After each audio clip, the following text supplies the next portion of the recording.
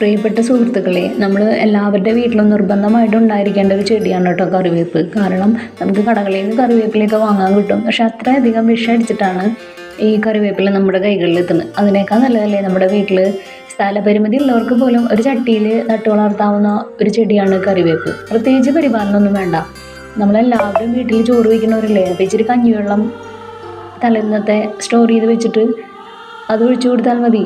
അത് മാത്രമേ വേണ്ടൂ, അത് ഒഴിക്കണമെന്നൊന്നുമില്ല.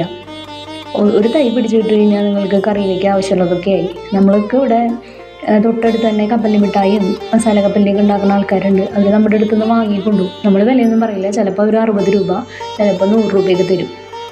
പിന്നെ കറിവേപ്പ് ഒരു തൈ പിടിച്ച് കിട്ടി കഴിഞ്ഞാൽ അതുപോലെ ഇങ്ങനെ കൊമ്പ് കട്ട് ചെയ്ത് എടുത്തു കഴിഞ്ഞാൽ അവിടെ തന്നെ പുതിയ പുതിയ തണ്ടുകൾ മുളച്ചു വരും. നമുക്ക് പിന്നെ പറമ്പിൽ ഇതാ ഇങ്ങനെ കുഞ്ഞു കുഞ്ഞു കറിവേപ്പ് തൈകൾ ഒരുപാട് മുളച്ചു വരുന്നുണ്ട്. അത് കിളികളൊക്കെ ഇതിൻ്റെ കായ് തിന്നിട്ട് കാഷ്ടിച്ചിട്ടൊക്കെ ഇട്ട് അങ്ങനെ വരുന്നതാണ്. അപ്പോൾ ഒരു തൈ നിർബന്ധമായിട്ടും എല്ലാവരും കറിവേപ്പിൻ്റെ ഒരു തൈ വീട്ടുവളപ്പിൽ വെച്ച് പിടിപ്പിക്കാൻ ശ്രദ്ധിക്കണേ. നമുക്കിവിടെ 2 വലിയ തൈകളുണ്ട് കേട്ടോ കറിവേപ്പിൻ്റെ. പ്രത്യേകിച്ച് പരിപാലനമൊന്നുമില്ല. ഇപ്പോൾ വീടിൻ്റെ അടുക്കള വശത്തെ ഇറങ്ങണോടത്തായിട്ടും പിന്നെ കിണറിൻ്റെ സൈഡിൽ മതിലിനോട് ചേർന്ന് അങ്ങനെയൊക്കെ നമുക്ക് 2-3 തൈകളൊക്കെ ഉണ്ട്.